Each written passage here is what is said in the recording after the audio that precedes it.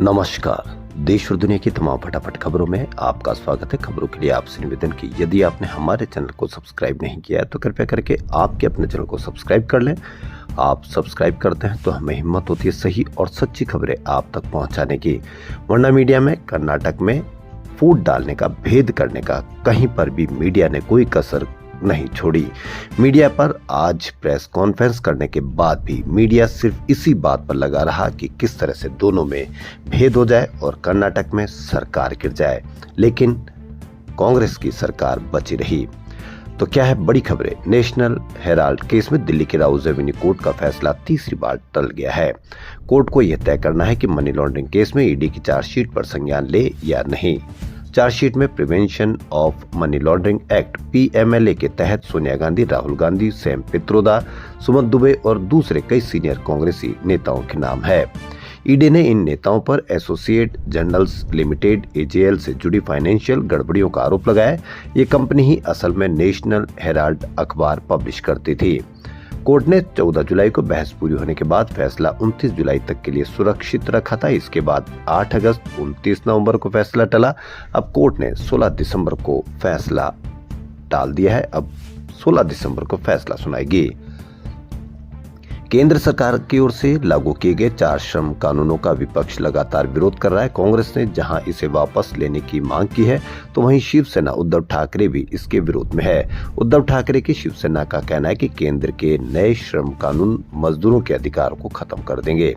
इस वजह से अनिश्चितता की स्थिति बनी रहेगी। शिवसेना के सांसद अरविंद सावंत ने आज केंद्र के 4 नए लेबर कोड को लागू करने की आलोचना करते हुए कहा कि ये मजदूरों के अधिकार खत्म कर देंगे और यह अनिश्चित पैदा करेंगे।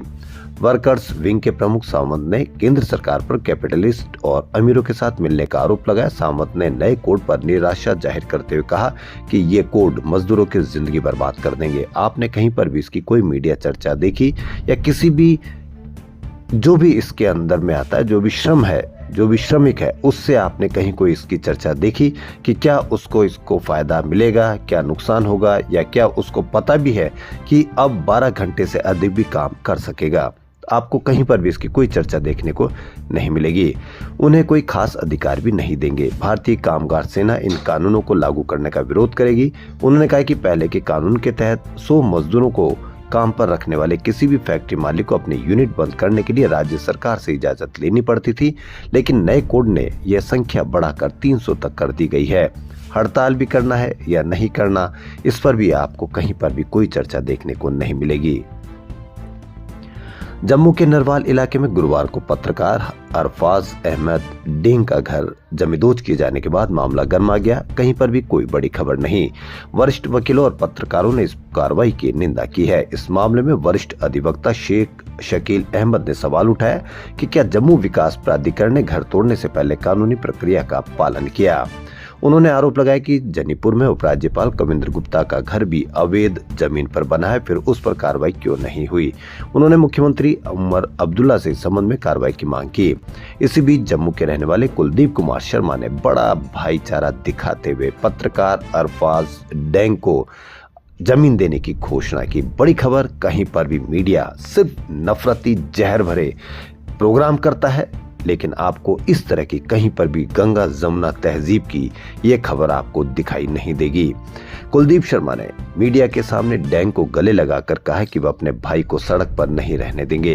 उन्होंने कहा कि डेंग के छोटे बच्चों की हालत देखकर उनका दिल रो पड़ा। उन्होंने अपनी बेटी से जमीन के कागजात मंगवाए और मीडिया के सामने डेंग को सौंप दिए।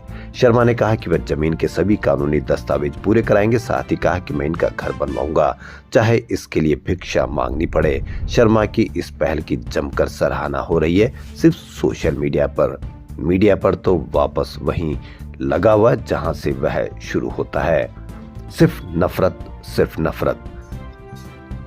समाजवादी पार्टी के राष्ट्रीय अध्यक्ष अखिलेश यादव ने लखनऊ स्थित पार्टी कार्यालय में प्रेस कॉन्फ्रेंस के दौरान बीजेपी और चुनाव आयोग पर निशाना साधा।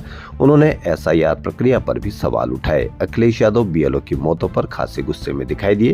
उन्होंने कहा कि सरकार को मृतक बीएलओ के परिवारों की मदद करनी चाहिए। अखिलेश यादव ने कहा कि बीजेपी और चुनाव आयोग मिलकर काम करें। बीजेपी चुनाव आयोग को आगे करके विशेष गहन पुनरीक्षण करा रही है। दरअसल एसआईआर के नाम पर आरक्षण और अधिकार छीने जाएंगे। उन्होंने एसआईआर प्रक्रिया के दौरान बूथ लेवल ऑफिसर की मौत का भी मुद्दा उठाया। उन्होंने कहा कि कल फतेहपुर में मृतक के परिवार ने बताया कि बीएलओ के तेजी के साथ काम करने का दबाव बनाया जा रहा था। इसी दबाव में बीएलओ ने आत्महत्या कर ली। आखिर ये किस तरह का दबाव बनाया जा रहा है? जिस भी आत्महत्या की बीएलओ ने, अगर यदि कहीं कोई दूसरा काम होता तो प्रत्येक पीड़ित परिवार की आपको इंटरव्यू या कवरेज देखने को मिलती, लेकिन किसी भी बीएलओ ने जिसने आत्महत्या की उसके परिवार का कहीं पर भी कोई नाम नहीं, या वो कितना पीड़ित हुआ कहीं पर भी इसकी कोई खबर नहीं। यही अंतर आपको समझना है। अखिलेश यादव ने आगे कहा कि सरकार और चुनाव आयोग ऐसा करके एक तरह से लोकतंत्र को खत्म करना चाहती है। कर्नाटक में मुख्यमंत्री की कुर्सी को लेकर चल रही खींचतान के बीच आज 10:15 बजे सीएम सिद्धारमैया और सीएम डीके शिव कुमार ने साथ में ब्रेकफास्ट किया, लेकिन वो भी मीडिया को पचा नहीं। उस पर भी मीडिया ने तरह तरह के प्रोग्राम बनाए। 1 घंटे बाद दोनों नेताओं ने ज्वाइंट प्रेस कॉन्फ्रेंस की। सिद्धारमैया ने कहा कि हमारे बीच कोई मतभेद नहीं है और न ही भविष्य में होगा, लेकिन मीडिया किस तरह से खबरें आपको पेश करता है यह आप भली भांति समझने लग गए हैं। हम साथ में मिलकर काम करेंगे। वहीं डीके शिव कुमार ने कहा कि हाईकमान जो भी कहेगा हम उसका पालन करेंगे और कोई ग्रुप नहीं है। मैं मुख्यमंत्री के साथ हूँ, कर्नाटक के विकास को प्राथमिकता देंगे। अब मीडिया क्या करेगा, किस तरह से झूठ मूठ आपको फैलाएगा।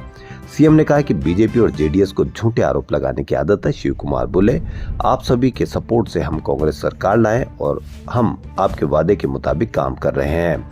राज्य के लोग अपना पूरा सपोर्ट दे रहे हैं, हमें उनकी इच्छाएं पूरी करनी है, हम उस दिशा में काम कर रहे हैं। सीएम ने कहा हम सीएम के साथ है। भोपाल में जमीयत उलेमा ए हिंद गवर्निंग बॉडी की बैठक में शनिवार को मौलाना महमूद मदनी ने कहा कि मौजूदा दौर में इस्लाम और मुसलमानों के खिलाफ नफरत फैलाने की कोशिशें बढ़ गई है।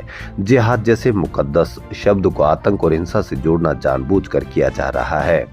उन्होंने कहा कि लव जिहाद, लैंड जिहाद, थूक जिहाद जैसे शब्द मुसलमानों को बदनाम करने के लिए गढ़े गए हैं। इस्लाम में जिहाद का मतलब अन्याय और जुल्म के खिलाफ संघर्ष है। जब जब जुल्म होगा तब तब जिहाद होगा।